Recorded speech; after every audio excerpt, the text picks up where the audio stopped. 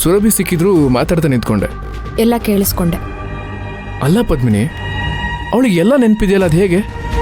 ಅವಳು ಪ್ರತಿಯೊಂದು ಎಕ್ಸ್ಪ್ಲೈನ್ ಮಾಡ್ತಿರ್ಬೇಕಾದ್ರೆ ಅವಳ ಮುಖನೇ ನೋಡ್ತಾ ಇದ್ದೆ. ಅವಳಿಗೆ ಯಾವುದ್ರ ಬಗ್ಗೆನೂ ಒಂಚೂರು ಡೌಟೇ ಇಲ್ಲ. ಸ್ವತಃ ತಾನೇ ಅನುಭವಿಸಿರೋ ಹಾಗೆ, ಸ್ವತಃ ತಾನೇ ನಿಂತು ನೋಡಿರೋ ಹಾಗೆ ಹೇಳ್ತಿದ್ದಾಳೆ. ಇದೆಲ್ಲ ಹೇಗೆ ಸಾಧ್ಯ ಪದ್ಮಿನಿ? ಒಬ್ಬ ಕಣ್ಣಿಲ್ದಿರೋ ಕುರುಡನ್ನು ಕರ್ಕೊಬಂದು ಇವಳು ಮುಂದೆ ನಿಲ್ಸಿದ್ರು ಇವಳನ್ನ ಸುರಭಿ ಅಂತ ನಂಬಿಡ್ತಾನೆ.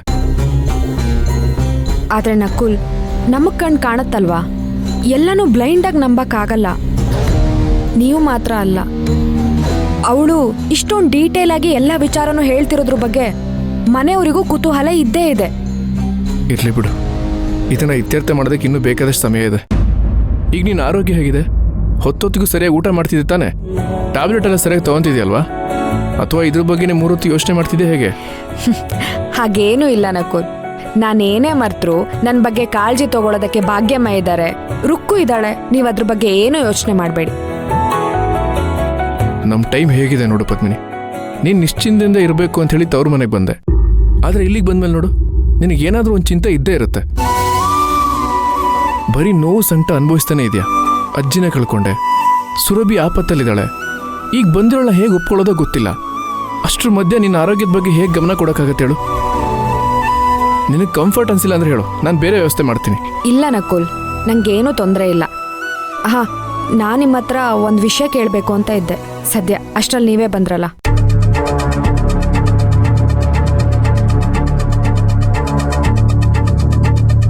ಏನ್ ಪದ್ಮಿನಿ ಅದು? ಸುರಭಿ ಆಪತ್ತಲ್ಲಿದ್ದಾಳೆ ಅಂತ ನಿಮ್ಗೆ ಹೇಗೆ ಗೊತ್ತಾಯ್ತು?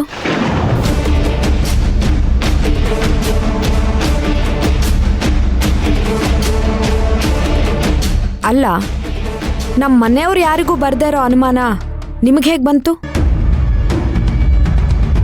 ಅಷ್ಟಕ್ಕೂ ನೀವು ಅವ್ರ ಅಪ್ಪ ಅಮ್ಮ ಅಂತ ಹೇಳ್ಕೊಂಡು ಬಂದವ್ರನ್ನ ನೇರವಾಗಿ ನೋಡೇ ಇಲ್ಲ ಅಲ್ವಾ?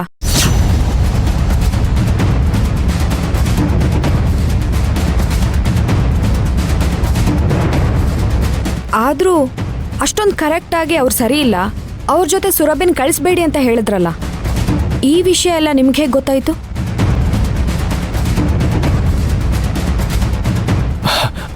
ಅದು ನಕುಲ್, ಸ್ವಲ್ಪ ನೀರು ತಗೊಂಡ್ಬರ್ತೀಯಾ? ಸರಿ, ಬಂದೆ.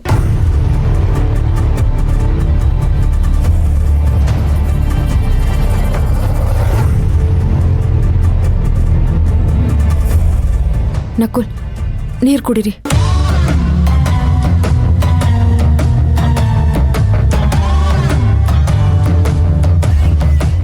ಬಾ ಕೂತ್ಕೋ. ನಾನು ಹಿಂಗೆ ಅವತ್ತೇ ಹೇಳಿಲ್ವಾ, ನನ್ನ ಇಂಟ್ಯೂಷನ್ ಕರೆಕ್ಟಾಗಿ ವರ್ಕ್ ಆಗುತ್ತೆ ಅಂತ. ಅದು ಅಲ್ಲದೆ ಸೋಷಿಯಲ್ ಮೀಡಿಯಾದಲ್ಲಿ ನೀವು ಆ ಹುಡುಗಿದ ಅಷ್ಟೊಳ್ಳೆ ಫೋಟೋ ಹಾಕಿದ್ದೀರಾ. ಅದನ್ನು ಯಾರೇ ಆದರೂ ಅಡ್ವಾಂಟೇಜಾಗಿ ತೊಗೊಳದೇ ಇರ್ತಾರೆ ಹೇಳು? ಇದೆಲ್ಲ ಕಾಮನ್ ಸೆನ್ಸ್ ಪದ್ಮಿನಿ. ಈಗಿನ ಕಾಲದಲ್ಲಿ ಯಾರನ್ನ ಹೇಗೆ ಯಾಮರಿಸ್ತಾರೆ ಅಂತ ಗೊತ್ತಿಲ್ಲ. ಯಾರನ್ನ ಅಷ್ಟು ಈಸಿಯಾಗಿ ನಂಬಕ್ಕೆ ಹೋಗ್ಬಾರ್ದು. ಸರಿ, ನೀನು ಇದ್ರ ಬಗ್ಗೆ ಜಾಸ್ತಿ ತಲೆ ಕೆಡಿಸ್ಲಿಕ್ಕೆ ಹೋಗ್ಬೇಡ. ನಿನ್ನ ಆರೋಗ್ಯದ ಬಗ್ಗೆ ಗಮನ ಕೊಡು. ನಾನು ಸಿಟಿ ಕಡೆ ಹೋಗ್ತಾ ಇದ್ದೀನಿ. ಏನಾದರೂ ಬೇಕಾ ನಿಂಗೆ? ಇಲ್ಲ, ನಂಗೇನು ಬೇಡ. ಹಾಗೇನಾದರೂ ಬೇಕು ಅನ್ಸಿದ್ರೆ ನನಗೊಂದು ಫೋನ್ ಮಾಡು ಆಯ್ತಾ? ನಾನು ನಿನ್ನ ನೋಡೋಕೆ ಏನು ಬಂದೆ, ಸುರಭಿ ಸಿಕ್ಕಿದ್ಲು, ಮಾತಾಡ್ತಾ ನಿಂತೆ. ಸರಿ, ನಾನು ನೋಡ್ಲಾ? ಸರಿ, ಹುಷಾರು. ನೀನು ಅಷ್ಟೇ ಹುಷಾರು, ಹಾಗೆ ಮಗುನು ಹುಷಾರು. ಸರಿ, ಬರ್ಲಾ?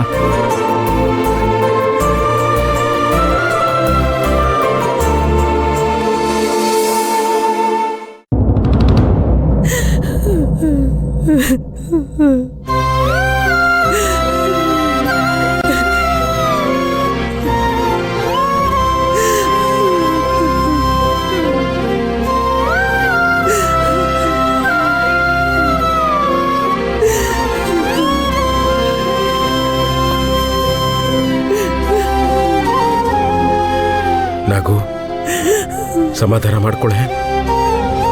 ಹೇಗೋ ದೇವ್ರ ದಯೆಯಿಂದ ಎಲ್ಲ ಸರಿ ಹೋಗ್ತಿದ್ಯಲ್ಲೇ, ಮತ್ತೆ ಯಾಕೆ ಅದನ್ನೆಲ್ಲ ನೆನ್ಸ್ಕೊಂಡು ಕೊರಗ್ತಿದ್ಯಾ? ಸಾಕು, ಸುಮ್ಮನೆ ಇರ್ರಿ. ಎಲ್ಲ ಆಗಿದ್ದು ನಿಮ್ಮಿಂದ. ಹಿಂದು ಮುಂದು ಯೋಚನೆ ಮಾಡದೆ ಹೇಗಾದ್ರೂ ಮಾಡಿ ಆ ಹುಡುಗಿನ ಸಾಗಾಕ್ಬೇಕು ಅಂತ ಎಲ್ಲ ಎಡವಟ್ ಮಾಡಿಬಿಟ್ರಿ. ಅವಳಿಗೇನಾದ್ರೂ ಹೆಚ್ಚು ಕಮ್ಮಿ ಆಗಿದ್ದಿದ್ರೆ ಇದಕ್ಕೆಲ್ಲ ಯಾರು ಹೊಣೆ ಆಗ್ತಿದ್ರು ನೀವೇ ಹೇಳಿ? ಕಾಡಲ್ಲಿ ಕಳೆದೋಗಿ ಎಷ್ಟೆಲ್ಲ ಕಷ್ಟ ಅನುಭವಿಸ್ಕೊಂಡು ಜಯಿಸ್ಕೊಂಡು ಮನೆಗೆ ಬಂದಿದ್ದಾಳೆ. ಮತ್ತೆ ನಿಮ್ ಮಗಳ ಜೀವನನ ನೀವೇ ನರಕ ಮಾಡಕ್ ಹೋಗಿದ್ರಲ್ಲ ರೀ. ನಾಗೋ, ನಾವೇನ್ ಬೇಕು ಅಂತ ಮಾಡಿದ್ವೇನೆ? ಆ ಹುಡುಗಿ ತಂದೆ ತಾಯಿ ನಾವೇ ಅಂತ ಅವ್ರ ಸಾಕ್ಷಿ ಸಮೇತ ಬಂದಿರ್ಲಿಲ್ವಾ? ಆಯ್ತೆ, ನಮ್ಮನ್ ಬಿಡು. ಅವ್ರ ಫ್ರಾಡ್ಗಳಂತ ಪೊಲೀಸ್ ಅವ್ರಿಗಾದ್ರೂ ಗೊತ್ತಾಯ್ತೇನೆ. ಅವರು ಕೂಡ ನೋಡಿದ ತಕ್ಷಣ ನಂಬಿರ್ಲಿಲ್ವಾ? ಆದ್ರೆ ನಿಮಗ್ ಮಾತ್ರ ನಿಮ್ ಮಗಳ ಮೇಲೆ ನಂಬಿಕೆ ಇರ್ಲಿಲ್ಲ ಅಲ್ವಾ? ಪಾಪ ಅವಳು ನೊಂದ್ಕೊಂಡು ಅವ್ರು ನಮ್ಮ ಅಪ್ಪ ಅಮ್ಮ ಅಲ್ಲ ಅಂತ ಹೇಳ್ತಾ ಇದ್ರು. ನೀವ್ಯಾರು ಅವಳ ಮಾತಿಗೆ ಬೆಲೆ ಕೊಡ್ಲಿಲ್ಲ. ಇರೋ ಒಬ್ಬ ಮಗಳು ಕಳೆದೋದಾಗ ನೀವೆಷ್ಟು ಸಂಕಟ ಪಟ್ಟಿದ್ರಿ. ಈಗ ಯಾಕ್ರಿ ನಿಮ್ಮ ಮಗಳನ್ನ ನೀವು ಬಿಟ್ಕೊಡ್ತಾ ಇದ್ದೀರಾ? ಅವಳು ನಮ್ಮ ಸುರಭಿ ಆಗಿಲ್ಲ ಅನ್ನೋ ಒಂದೇ ಕಾರಣಕ್ಕೆ ಅವಳ ಜೀವನ ಹೇಗಾದ್ರೂ ಪರವಾಗಿಲ್ಲ ಅಂತ ನಿರ್ಧಾರ ಮಾಡಿದ್ದೀರಾ? ನಾಗೋ, ನಮ್ಗೆ ಅವಳ ಮೇಲೆ ಇದ್ದಿದ್ದ ಕೋಪಕ್ಕೆ ಆ ಕ್ಷಣದಲ್ಲಿ ಏನ್ ನಿರ್ಧಾರ ತಗೋತಾ ಇದೀವಿ ಅನ್ನೋ ಪರಿಜ್ಞಾನನೇ ನಮ್ಗಿರ್ಲಿಲ್ಲ ಕಣೆ. ನಾವು ಮಾಡಿದ ತಪ್ಪೇ ಕಣೆ. ಅವಳನ್ನ ಈ ಮನೆಯಿಂದ ಸಾಗ ಹಾಕ್ಬೇಕು ಅನ್ನೋ ಹಠದಲ್ಲಿ ಅವಳು ಒಂದು ಮನೆ ಹೆಣ್ಣು ಮಗಳು ಅನ್ನೋದನ್ನ ಮರೆತು ತಪ್ಪು ಮಾಡ್ಬಿಟ್ವಿ. ನಾಗು, ನನ್ನನ್ನು ಕ್ಷಮಿಸ್ಬಿಡೆ. ಕ್ಷಮಿಸ್ಬೇಕಾಗಿರೋದು ನಾನಲ್ಲ ರೀ, ನಿಮ್ ಮಗಳು. ನೀವು ಅವಳ ಮಗಳು ಅಂತ ಒಪ್ಕೋತಿರೋ ಇಲ್ವೋ ಗೊತ್ತಿಲ್ಲ. ಒಂದ್ ಹೆಣ್ಣಿಗೆ ಅನ್ಯಾಯ ಮಾಡಕ್ ಹೊರಟಿದ್ದೀರಿ ಅನ್ನೋದಕ್ಕಾದ್ರೂ ನೀವು ಅವಳ ಹತ್ರ ಕ್ಷಮೆ ಕೇಳಲೇಬೇಕು. ಸುರಭಿ,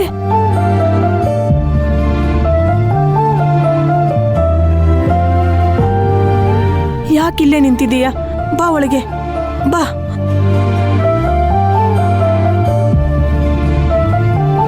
ಈ ಮನೆಯಲ್ಲಿ ಓಡಾಡಕ್ಕೂ ಸ್ವಾತಂತ್ರ್ಯ ಕಳ್ಕೊಂಡಿದ್ದೀನಮ್ಮ. ನಾನು ಈ ಮನೆ ಒಳಗೆ ಬಂದಿರೋದೇ ದೊಡ್ಡ ವಿಷಯ. ಇನ್ನು ಈ ಮನೆಯವ್ರ ಮನ್ಸು ಒಳಗೆ ಬರಕ್ಕೆ ಸಾಧ್ಯನಾ?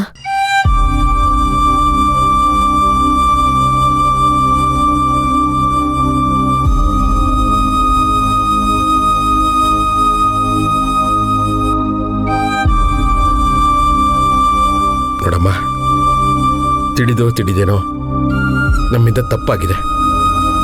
ಆ ಸಮಯದಲ್ಲಿ ನೀನು ಒಂಟಿ ಹೆಣ್ಣು ಅನ್ನೋದನ್ನು ಮರೆತು ತಪ್ಪು ಮಾಡಿಬಿಟ್ವಿ.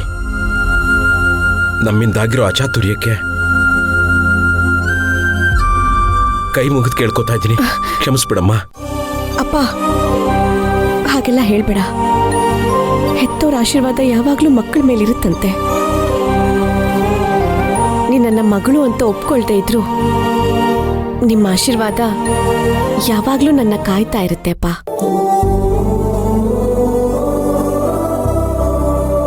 ಮಗಳ ಬಗ್ಗೆ ಬೆಟ್ಟದಷ್ಟು ಒಳಗಡೆ ಪ್ರೀತಿ ಇಟ್ಕೊಂಡಿದ್ಯಾ, ಆದ್ರೆ ಹೊರಗೆ ಈ ನಿನ್ನ ಅನುಮಾನ ನನ್ನ ಹೇಗಾದ್ರೂ ಮಾಡಿ ಮನೆಯಿಂದ ಆಚೆ ಹಾಕ್ಬಿಡ್ಬೇಕು ಅಂತ ಹಠ ಸಾಧಿಸ್ತಾ ಇದೆ ಅಲ್ವಾ? ನಾನು ಮೋಸ ಮಾಡೋದಕ್ಕೆ ಇಲ್ಲಿಗೆ ಬಂದಿರೋದು ಅಂತ ಎಲ್ಲರೂ ಯೋಚನೆ ಮಾಡ್ತಿರೋದ್ರಿಂದಾನೆ ಯಾರು ನನ್ನ ಒಪ್ಕೊಳ್ಳೋದಕ್ಕಾಗ್ತಾ ಇಲ್ಲ. ಇದೆಲ್ಲ ಯಾವಾಗ ಬಗೆಹರಿಯುತ್ತಪ್ಪ? ವಿಷಯ ಅದಲ್ಲಮ್ಮ. ನನ್ನ ಮಗಳಿಗೆ ಆಕ್ಸಿಡೆಂಟ್ ಆಗಿ ಮುಖ ಹಾಳಾಗಿ ಹೋಗಿದ್ದಿದ್ರು ನಾನು ನಿನ್ನ ಮಗಳು ಅಂತ ಒಪ್ಕೋಬಹುದಾಗಿತ್ತು. ಅಥವಾ ಒಂದು 6 ತಿಂಗಳು ಬಿಟ್ಕೊಂಡು ಬಂದು ಅಪ್ಪ ನಾನು ಮುಖಕ್ಕೆ ಪ್ಲಾಸ್ಟಿಕ್ ಸರ್ಜರಿ ಮಾಡಿಸ್ಕೊಂಡಿದ್ದೀನಿ ಅಂತ ಹೇಳಿದ್ರು ನಂಬಬಹುದಾಗಿತ್ತು.